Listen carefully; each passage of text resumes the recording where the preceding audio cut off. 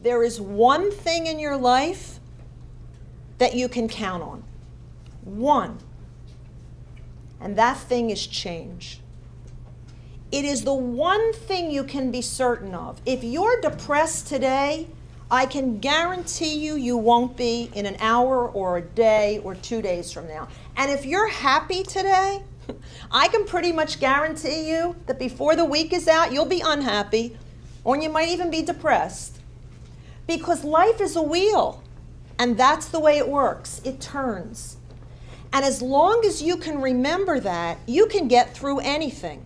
And as long as you remember that, you will not be seduced by either the extreme highs or the extreme lows, because you'll know that they are both in transition and they will both change.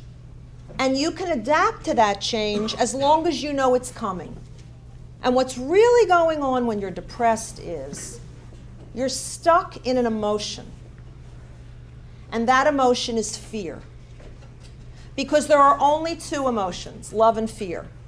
That's it. There are only two emotions, love and fear. Now, your brain is saying, no, she's wrong, because there's depression, and there's anger, and there's rage, and there's anxiety, and on the negative side, and then there's joy, and there's exhilaration. There's all these. No, there are only two emotions, love and fear. Every negative emotion you will ever feel is a derivative of fear.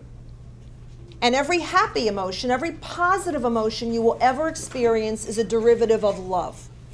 So when you're depressed, when you're angry, when you're anxious, somewhere inside of you, you're frightened of something. And the goal is to move from fear to love, because that's how you get out of a negative emotion. Whatever that negative emotion is, you get out of it by moving from fear to love.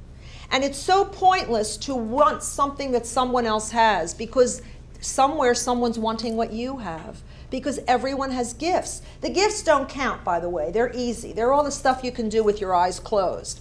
What counts is the hard stuff, the stuff you actually have to push yourself to do. That's the stuff that counts, because that's where the real benefit is. That's the struggle coming up through the muck. That's where you get the greatest thrill, because when the sunshine hits that, boy, you can remember being in the dark. And it feels really good. It feels really good. If your parents think you should be a doctor or a lawyer or a dent, or whatever it is, a financial planner, and you want to sew costumes on Broadway, or you want to own a bookstore or a flower shop, this is what you really have to do. Because if you don't, you live an inauthentic life, and you're setting yourself up for all kinds of pain. So I like to say that we have inside our bodies a GPS. Anybody have a GPS in their family's car? Yeah, lots of global positioning system. You tell it where, you type in where you want to go and it gets you there. You have one in your body. You were born with it. It's called your heart. It will never steer you wrong. Never. Now your brain will play a lot of games. Your brain will tell you lots of stuff, But if you check in with your heart, how you feel will never lie to you.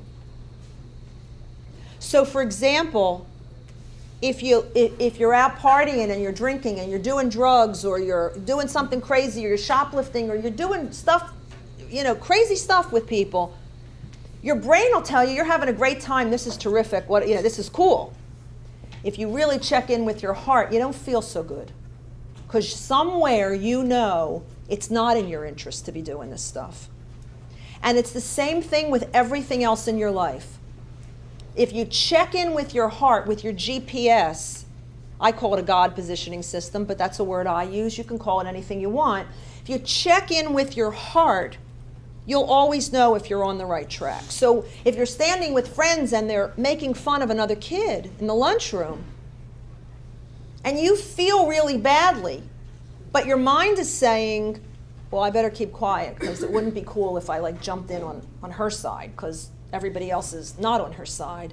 Well, your brain is telling you one thing, but your heart is telling you something else.